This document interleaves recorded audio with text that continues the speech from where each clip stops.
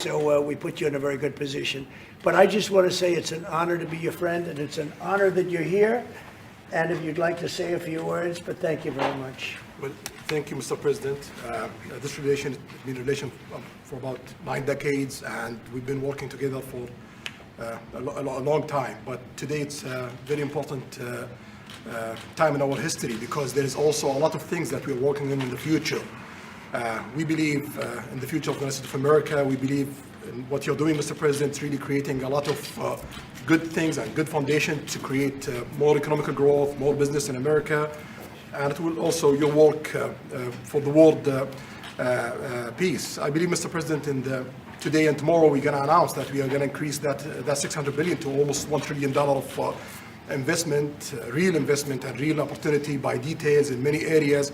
And the agreement that we are signing today in many areas in technology, in AI, in rare earth materials, magnet, etc., that will create a lot of investment opportunities. So you are doing that now. You're saying to me now that the $600 billion will be $1 trillion. Definitely, because what we are signing, it will facilitate that. And I like that very much. Go ahead. He works hard for it. No, that's great. I appreciate that. That's great. We're doing numbers that nobody's ever done.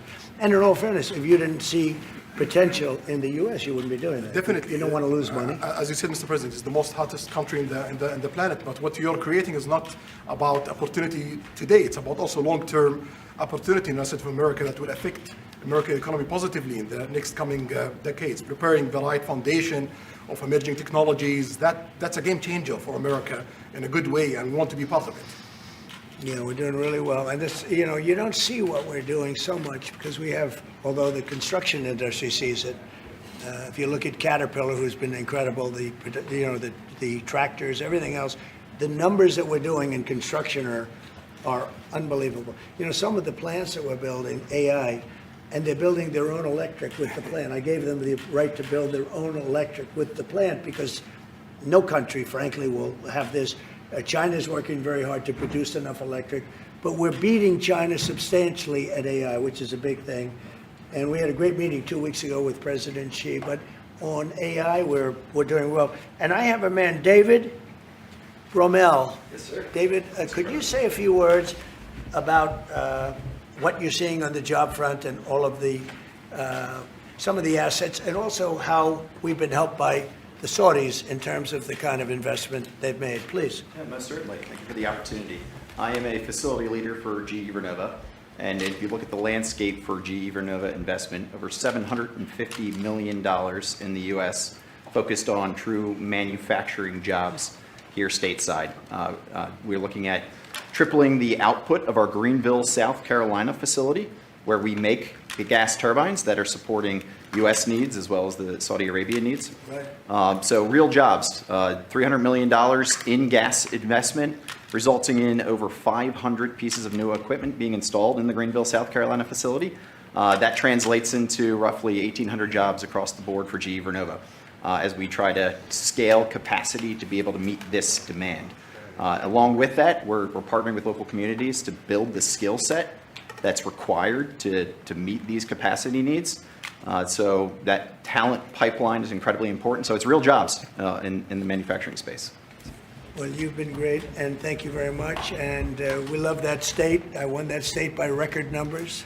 I won a lot of states by record. Texas, a lot of them by Indiana. We're working with Indiana or something right now. We won that. We won a lot of them by records, but that was one of them. I want to thank you very much. Say hello to everybody. Great job. You're doing a great job. Thank you. So just in wrapping up, we'll take a couple of questions, but I want to just tell you what an honor it is to be your friend. And I very much appreciate the investment of now $1 trillion, okay? I'm glad you got that out. I didn't want to be the one to tell them, but that's great news. We keep increasing, Mr. President. I know. Each time the opportunities are just increasing more and more. Well, the opportunities, right? We're doing better. If even if you look back 6 months ago, I mean, now all of a sudden you feel even better. So, and I think we're only going to go in one way. Does anybody have any questions? Mr. President, have you approved the export licenses for advanced chips to Saudi Arabia? the export licenses? We are working on that. We're negotiating that right now. Marco, do you want to talk about that, or Scott? Yeah, well, I mean, that's part of what we may have announcements on that later today. But that's what we've been working on is the mechanics by which something like that could be achieved. And it's part of the broader process, part of this broader engagement and cooperation between our two countries. Certain levels of chips, yeah. And for the Crown Prince, Your Royal Highness, you're talking about $1 trillion of investment. Could the kingdom continue to do that with oil prices in the mid-60s? Yeah, we are not creating a fake opportunities to, please America, please President Trump. It's real opportunities. For example, when you ask about the AI and the chips, Saudi Arabia have a huge demand of, a huge need of computing power, and we're going to spend in the short term around $50 billion by consuming those semiconductors for our needs in Saudi Arabia. And with the agreement that we're going to have with North America, that will allow us to focus that consuming power in short term by $50 billion from the South America, and long term with hundreds of $billions in the long term. So there is a lot of real opportunities that fit to our need in Saudi Arabia and fit to our investment strategy. Mr. President, is it appropriate, Mr. President, for your family to be doing business in Saudi Arabia while you're president? Is that a conflict of interest? And Your Royal Highness, the U.S. intelligence concluded that you orchestrated the brutal murder of a journalist. 9/11 families are furious that you are here in the Oval Who are you Office. with? Who are Why you- should Americans Who are trust you you? with? And the same to you, Mr. President. Now, who are you with? I'm with ABC News, sir. You with who? ABC News, sir. Fake news, ABC fake news, one of the But the worst, question is one of the legitimate, worst sir. in the business. But I'll answer your question. Thank you. I have nothing to do with the family business. I have left, and when I've devoted 100% of my energy. What my family does is fine. They do business all over. They've done very little with Saudi Arabia, actually. I'm sure they could do a lot. And anything they've done has been very good. That's what we've done. We've built a tremendous business for a long time. I've been very successful. I decided to leave that success behind and make America very successful. And I've made America more successful by far than it ever was, and that it ever could have been, no matter who was president. There would be nobody bringing in $21 trillion, that I can tell you right now. As far as this gentleman is concerned, he's done a phenomenal job. You're mentioning somebody that was extremely controversial. A lot of people didn't like that gentleman that you're talking about. Whether you like him or didn't like him, things happen. But he knew nothing about it, and we can leave it at that. You don't have to embarrass our guest by asking a question like that. It's okay, since you asked, Mr. President, please, go ahead. if you allow me to answer. I feel painful about, the families of 9/11 in America, but, we have to focus on reality. Reality based on CIA documents and based on a lot of documents that Osama bin Laden, he used Saudi people in that event for one main purpose, is to destroy this relation, to destroy the American-Saudi relation. That's the purpose of 9/11. So whoever buying that means they are helping Osama bin Laden's purpose of destroying this relation. He knows that strong relation between America and Saudi Arabia, it's bad for extremism, it's bad for terrorism. And we have to approve him wrong and to build our relation, continue developing our relation. It's critical in the safety of the world. It's critical against extremism and terrorism. About the journalists, it's really painful to hear, anyone that been losing his life for, no real purpose or not in a legal way. And it's been painful for us in Saudi Arabia. We've did all the right steps of investigation, etc., in Saudi Arabia, and we've improved our system to be sure that nothing happened like that. And it's painful and it's a huge mistake, and we are doing our best that this doesn't happen again. Mr. President, Mr. President, this side, Mr. thank you, President. Mr. President. The Crown Prince has been instrumental in helping lifting the sanctions on Syria.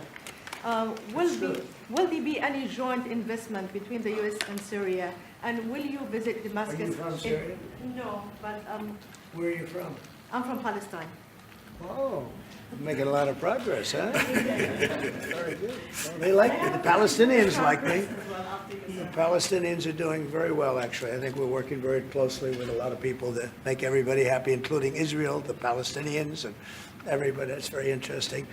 No, I think that I will tell you, the Crown Prince called me, and he specifically asked me if I would lift the sanctions on Syria, because he wants to see Syria make it. As you know, the leader of Syria was just here. We had a great meeting, and he's a strong guy, and I guess you need a strong person to run it. And I think Syria has made tremendous progress. We did lift the sanctions at the request of the Crown Prince. Also, the president of Turkey, Erdogan, called me specifically. He said, you know, if you don't lift the sanctions, Syria doesn't have a chance. If you do, they have a very good chance. And between the two of them and some others, I lifted the sanctions. And the results so far have been pretty good. Can I ask you a question about the F-35s that are being sold to Saudi Arabia? Are these the same ones that are being used by the Israeli military? And if so, how does that allow for the qualitative military edge for Israel? And then I want to ask you, because you brought up the plight of the Palestinians, are you aware of relocation flights to South Africa that are taking place right now? Which flights? There are relocation flights that are taking place. Some Palestinians are being charged up to $2,000 a seat. I'm not going to South Africa for the G20 because I think their policies on the extermination of people are unacceptable. So I'm not going, so I won't refer to anything having to do with South Africa. South Africa has behaved extremely badly. But I will say that when you look at the F-35 and you're asking me, is it the same? I think it's going to be pretty similar, yeah. You know, How will that this affect- is a great ally, and Israel's a great ally. And I know they'd like you to get planes of reduced caliber. I don't think that makes you too happy. They've been a great ally. Israel's been a great ally. And we're looking at that exactly right now. But as far as I'm concerned, I think they are both at a level where they should get top of the line. Yes, please. Can I just ask for the Crown Prince, if I could just ask about the direct talks between U.S. It's all right. Steve, 1 second. Go ahead. Have you reached an agreement on a U.S.-Saudi defense treaty today? And are you going to bring up the Abraham Accords in your discussion? I already brought them up. What did you say? I think I got a positive response. Would you like to respond?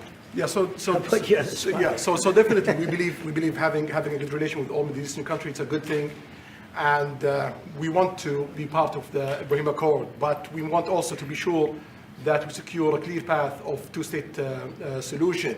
And today we have a healthy discussion with Mr. President that we're going to work on that to be sure that we can prepare the right situation as soon as possible to have that. I think we're, you know, I don't want to use the word commitment, but we've had a very good talk on the Abraham Accords. We talked about one state, two state. You know, we talked about a lot of things in a short period of time. We'll be discussing it further, too. But I think you have a very good feeling toward the Abraham Accords. Yes, definitely, Mr. President. We want peace for the Israelis. We want peace for the Palestinians. We want them to coexist peacefully in the region, and we will do our best to reach that day. And the defense agreement, have you reached agreement on that? We pretty much have. Question for the Crown Prince, if I could just finish. We have reached agreement on that. Okay. I wanted to ask you about the direct talks between the United States and Iran. Have you been fully briefed on that, and are you concerned at all about how this might impact Saudi security interests? Well, we are close ally. We'll be working closely together on that issue, and we will do our best to help to reach a deal between the United States of America and Iran. And we believe it's good for Iran's future to have a good deal that will satisfy the region and the world and the United States of America. So we will do our best to see that day happen. And by the way, Iran does want to make a deal. I can say I think they very badly want to make a deal. I am totally open to it, and we're talking to them, and we start a process. But it would be a nice thing to have a deal with Iran, and we could have done it before the war, but that didn't work out. And something will happen there, I think. But they would very much like, I mean, they may say something else, but they would very much like to have a deal. Do we have a Mr. President, timeline? announced Yeah. that you are going to sell 35 F-35 Say jets. it. You are planning. You said you are planning to sell the F-35 jets to Saudi Arabia. Yeah. Is it part of the security agreement? And how you assess the defense partnership between Saudi Arabia and the United States? And the question was. Well, no, I just said it, though. I mean, we're going to sell them F-35s. That's the end of the question, I Is guess. it part of the security agreement or no? No, we're going to have a deal. They're going to purchase F-35s. They're buying them from Lockheed, and it's a great plane. We make, by the way, the best military equipment. You saw that during the Iran little skirmish. We make the best planes, the best missiles. We make the best offensive missiles. We make the best military equipment in the world. Nice. For His Royal Highness, I would like to ask you about how you see the cooperation between the United States and Saudi Arabia in the advanced technological field, especially AI, and how it will support Saudi Arabia to serve its goal to achieve the vision of 2030? Well, I will try to answer that in short, but definitely there's a lot of interest in many industries between Saudi Arabia and America, and we are signing a lot of agreements in different areas that will really add value to American economy, but also to add value to us in Saudi Arabia. And AI, it's critical for us because one of the long-term problems that we could have is lack of workforce. As you've seen in the past few years, some of them have reached 30% of the global immigration to Saudi Arabia. So we know that to assure the Saudi Arabia GDP growing with the lack of workforce that we have, we need to use a lot of computing power to replace job in the long term. So that's huge demand in Saudi Arabia, and we want to link it to American private sectors and getting the supply from America. So there's a lot of opportunities in that area. And we're also involved in AI in Saudi Arabia. So we're working, and we're leading by a lot on AI. Actually a lot. China would be in second place, but we're leading by a lot. And I have to say this, and our relationship with China has been very good. And as far as buying our farm products, they're pretty much on schedule, Scott. I'd like you to call them, say if they could speed it up, it would be good. Okay, but they're pretty much on schedule. I'm sorry, Nikki, please. If I may, I have a question for both the Crown Prince and Who are you? Faisal Abbas from Arab News, Saudi Arabia, Your Excellency. It should be a friendly question. Your Royal Highness, just picking up on something you've just mentioned about how some people try to destroy the relationship between Saudi Arabia and the United States. Perhaps, since the launch of the vision, we've been used to having the bigger picture and that everything fits into the bigger picture. Might you want to elaborate a little bit about where is the relationship, the bilateral relationship, the strategic partnership between Saudi Arabia and the United States heading, and what's the big picture there? Well, I don't think it's a relation that we can replace it from the Saudi side or the American side. It's a critical relationship for our political attempt, for our economical attempt, for our security, for our military, for many things. And it has been there for 9 decades. And the opportunities that we have today, it's huge. And it seems that it's going to get deeper in the next few decades. And what we are having today and tomorrow with President Trump, it's really a huge new chapter in this relation that will add value to both of us. When you think about it, I'm just sitting here. You're with the future king, a man who's respected by everybody, a man that doesn't have to be doing this, really. I don't have to be doing it either. And yet we're sitting here taking questions, we didn't say, oh, you can't talk about this.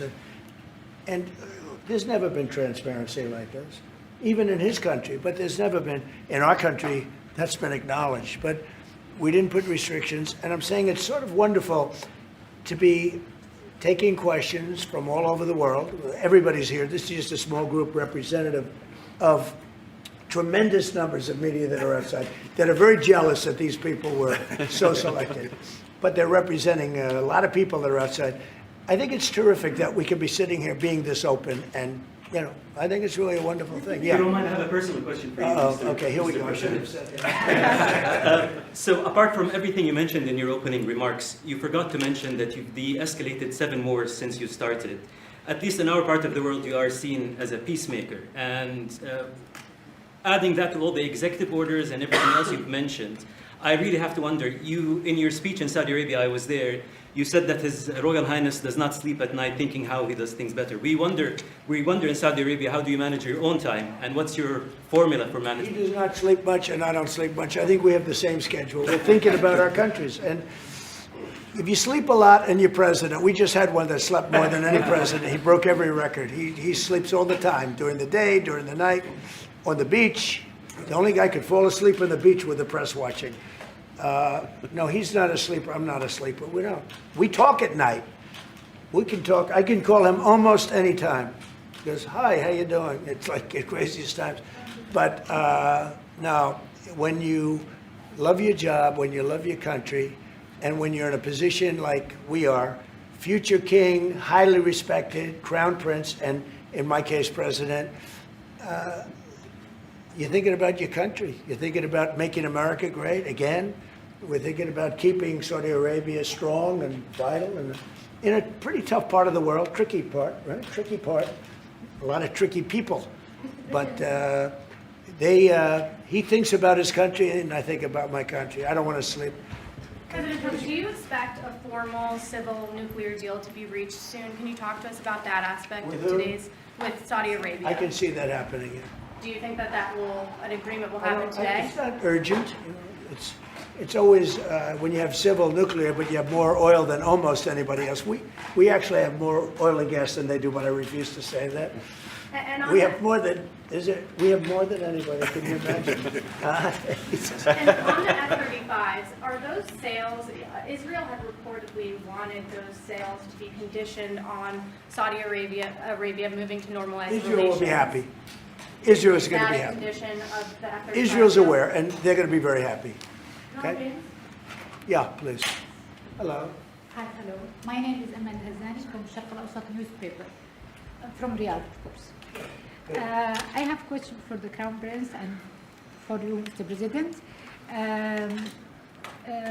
Crown Prince of Saudi Arabia, how much you expected from developing the cooperation with the United States in the field of new energy, AI, supply chains? How much you expected from that? No limit. We just continue pushing forward. There's no limit. So we just push forward for all the opportunities that we have. You have to understand, this is really a great ally. Just the fact that they're now doing, I came in here at 6, I did not know that. I was pushing for the 1 trillion, but he didn't tell me that. Now he told me. This is a great ally of ours. You know, when you invest $1 trillion, that's national security for us too, because it creates jobs, it creates a lot of things. And I would say, Scott, right, when you hear one country is putting $1 trillion into the United States, that creates national security. And, you know, I think that they don't have to say that, but I think a big part of that is also the fact that tariffs are in play. But even beyond tariffs, that's a real ally that will do that. Creates a lot of power for the United States. We are also in Saudi Arabia very happy because this much of Saudi money is functioned here, and of course it's come back for us for benefits. So it's complementary interest. So this is the I think what's different the friends and ally do. Well, look, I love the country of Saudi Arabia. I know the people very well. The level of treatment that we go when we go to Saudi Arabia is something that is incredible.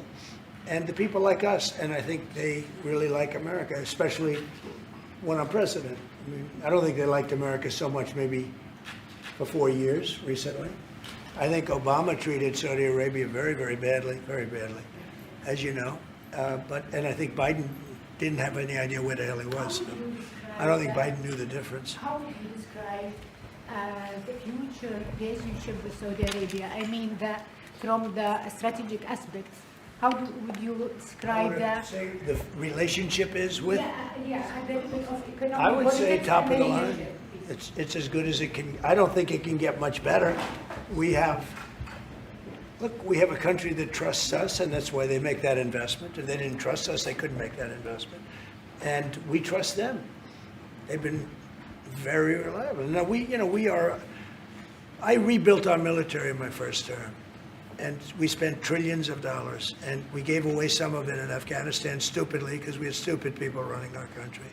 But we gave away. But that's as much as it was. It's a tiny fraction of what we put here. And we're bringing our military to a new level, the highest level ever. We have those plants are going out. And again, it's all American jobs and everything, so it's good for a lot of reasons. But as far as Saudi is concerned, no, I don't think our relationship could be better. I don't think they had a great relationship under Biden, and I don't think they had a great relationship under Obama. But they have a great relationship under Trump. When we did the Presidential Walk of Fame, you saw that, right? And we're walking, and I asked the Crown Prince, so outside of Trump, because I blow everyone away, who was the best president for Saudi Arabia? And you could, maybe, it's an interesting answer, I don't know. Roosevelt, who started it, which is a Democrat, and Reagan, he's one of the historical presidents that have close ties with Saudi Arabia. But we've worked with all presidents. Does Trump blow them all away? No, it's another league, Mr. President. Mr. President, And Trump doesn't give a fist pump. I grabbed that hand. I don't give a hell where that hand's been. I grabbed that hand. Remember Biden? He travels for 20 hours, gets out, and he gives a fist bump. No. When you get out of the plane and you got the future king and the man who's one of the most respected people in the world, you shake his hand. You don't give him a fist bump, right? We don't want to ask you about that, but I can't imagine you were thrilled. You were like a little bit surprised. He's a fantastic guy. You don't do that. Yeah, please. we're getting closer to the end of the year. Have you started the interviews for the Fed chair? Yes. Who have you interviewed? I think I already know my choice. Who is it? Well, I liked him, but he's not going to take the job. He refused. You like Treasury better, right? Much better, sir. So we are talking to various people. And frankly, I'd love to get the guy currently in there out right now. But people are holding me back. He's done a terrible job, hurting housing a little bit. The truth is, we've been so successful, we've blown past his interest rate stupidity. He's been wrong. That's why I call him too late. He's too late. Jerome Too Late Powell. He was recommended to me by a guy that made a bad choice. And it's too bad. But despite that, it's having very little impact because we have all of these things happening. But it has an impact on housing to a certain extent. He's a fool. He's a stupid man. But we have some very good people. Yes, sir. You'll be sitting down with them in the near future. And we have some surprising names, and we have some standard names that everybody's talking about. And we may go the standard way. It's nice to every once in a while go politically correct. But we have some great names. Steve, Have you please. talked to President Maduro of Venezuela yet? Are you still open to that? He wants to talk. Yes, sir. Yeah, I'm open to talk. I talk to everybody. But no, he wants to. They treated us very badly. They sent all of their prison population into the United States, and we're getting them out rapidly. But he sent all of his, and he sends drugs into the United States and other things. No, he treated us badly. He was dealing with a bad president, and he was able to get away. We have now, I think we have the strongest borders anywhere in the world. Nobody's coming in unless they come in legally. We're taking very weak borders where millions of people came in. For the last 6 months, I don't do these reports. They say 0 people have been able to come in. Is that pretty good? Mr. President, why wait for Congress to release the Epstein files? Why not just do it now? It's not the question that I mind, it's your attitude. I think you are a terrible reporter. It's the way you ask these questions. You start off with a man who's highly respected, asking him a horrible, insubordinate, and just a terrible question. And you could even ask that same exact question nicely. You're all psyched up. Somebody psychs you over at ABC. They're going to psych it. You're a terrible person and a terrible reporter. As far as the Epstein files is, I have nothing to do with Jeffrey Epstein. I threw him out of my club many years ago because I thought he was a sick pervert. And I guess I turned out to be right. But you know who does have? Bill Clinton, Larry Summers, who ran Harvard, was with him every single night, every single weekend. They lived together. They went to his island many times. I never did. Andrew Weissman, I hear. All these guys were friends of his. You don't even talk about those people. You just keep going on the Epstein files.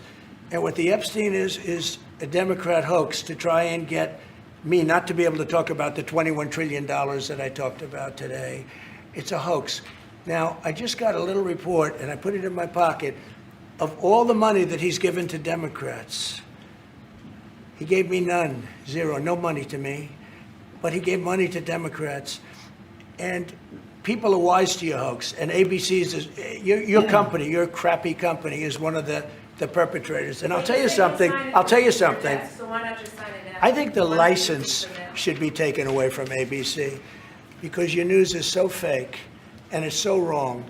And we have a great commissioner, the chairman, who should look at that because I think when you come in and when you're 97% negative to Trump and then Trump wins the election in a landslide, that means obviously your news is not credible and you're not credible as a reporter. So I've answered your question. You should go and look at the Democrats who received money from Epstein, who spent their time. Larry Summers was with him all the time. That creep, the fund guy, was with him all the time. What's his name? Who? Reid Hoffman. I don't know Reid Hoffman, but I know he spends a lot of money on the radical left. Reid Hoffman, in my opinion, should be under investigation. He's a sleazebag. And those are the people, but they don't get any press, they don't get any news, and you're not after the radical left because you're a radical left network. But I think the way you ask a question with the anger and the meanness is terrible. You ought to go back and learn how to be a reporter. No more questions from you. Who else has a question? Prince, very quickly, I want to ask you, how much money is Saudi Arabia giving for Gaza reconstruction? We are in discussion about that. Still, there is no amount being It'll be a lot. named, but It'll be a lot. we will definitely help. Yeah, he's going to, it's very important to him. And a quick follow-up, the International Security Force, given your pledge there would be no U.S. boots on the ground, what is the U.S. role going to be in that? And how do you sort of ratify the allegations that this could undermine Palestinian sovereignty and even the path to statehood? Look, I think we're going to get along great with the Palestinians, and we know their leadership. We just had a very, you hate to say war, but it was a war. Very, very successful. And you could say, really, it was on behalf of everybody. We did that on behalf of everybody. And the outcome was extraordinary because we had the best pilots, the best equipment, the best planes, the best everything. And Israel bought the best equipment. They bought it from us. Everything's from us. It all starts here. This office, I was talking to the Crown Prince a little while. You walk into this office, for somebody from the outside, the Oval Office, it's the most powerful place in the world. You're standing right now in the most powerful place in the world. And no matter how big you are, these are the biggest people, the richest people. They walk into this office. It's special, isn't it? Look at him. He's so happy to be here. But you walk into this office. It's the Oval Office. And we've done a lot of good with this office. I've stopped actually 8 wars. I appreciated your question before. But I've actually stopped 8 wars. I have another one to go with Putin. I'm a little surprised at Putin. It's taken longer than I thought. But we stopped India and Pakistan. I could go through the list. You know the list better than I do. I'm very proud. And I stopped one that was almost ready to start again. You know, there was one that was ready to start. And they're doing very well. So and it all took place right here in the Oval Office, whether by telephone or whether by they came in. Many of these leaders have come in, and you know they signed their peace deals right here in the Oval Office. So no matter if it's the biggest business people in the world or the greatest leaders in the world, the biggest leaders in the world, like the gentleman on my right, everybody walks into the Oval Office and they say, wow. And now, by the way, the Oval Office is in the kind of condition that it should be in. Whether you look at the walk or the marble floors or anything down the road, we're fixing the White House. We're building one of the greatest ballrooms ever to be built. You know, we have an event tonight, and we're going to have about 118 people because we have a very small room. For 150 years, they've wanted a ballroom, and now you're going to get a great ballroom. And I have to say, I probably made a lot of enemies because in your honor, we're having a dinner tonight, a beautiful dinner tonight, and we have a very small room, right? It's called the East Room, and it's beautiful, it's lovely, but it's like for a little cocktail before you go into a ballroom. It's a very small room. They've wanted a new ballroom for 150 years.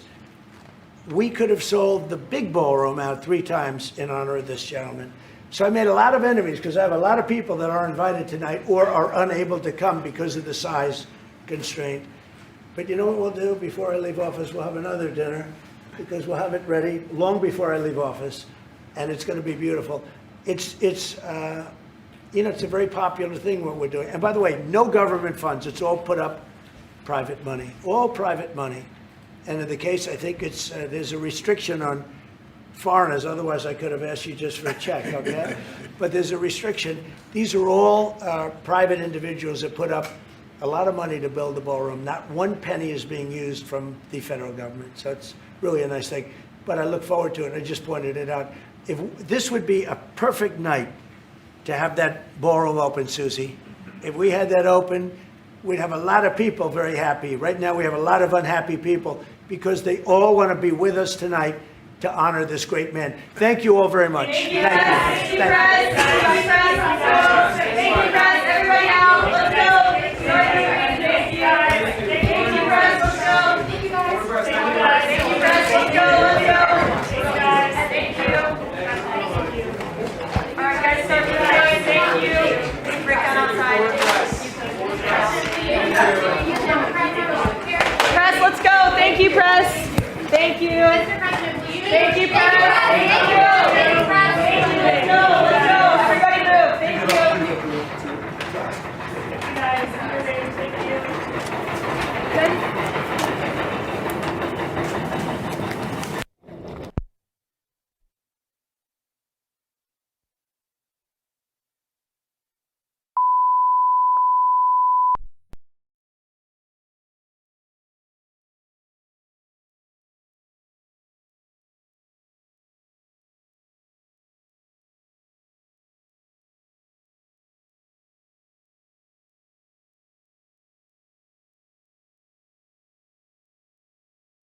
Good. The freeze, I just cannot have my hand on it, but I've been shooting 6 now for almost the better part of a year, and I really like that camera. I think it has limitations. I think it's an extremely useful tool for so many things, and it can sort of change the way you see anything, but I think it does have certain limitations. But I think it's a tool. I think in the trees, the same thing. But I want to put some time with that. That's my big thing on it. But I'm really excited about the phone and the audio, and I think we cracked the nut on how to do it. Make the way we process things a lot faster, quicker, immediate, spot. When you didn't have time to play around with our phone, it makes it easier. And I have high hopes for the iPhone stuff as well. Is that coming out soon?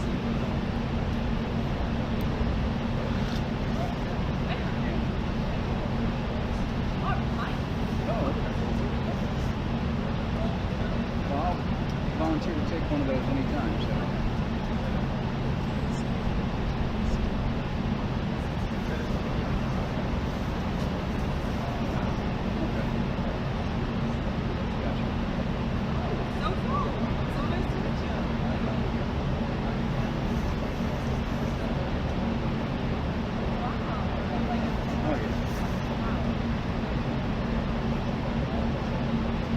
Yeah, I have, and I was literally taking the smaller, the 8. Yeah, and I was taking that home. So I mean, I'd really like to feel free on there, try it, and I think there's a lot of ways to extend the life of the tree. The gimbal seems to run out of juice pretty quick, but I mean, as long as you've got a second handle.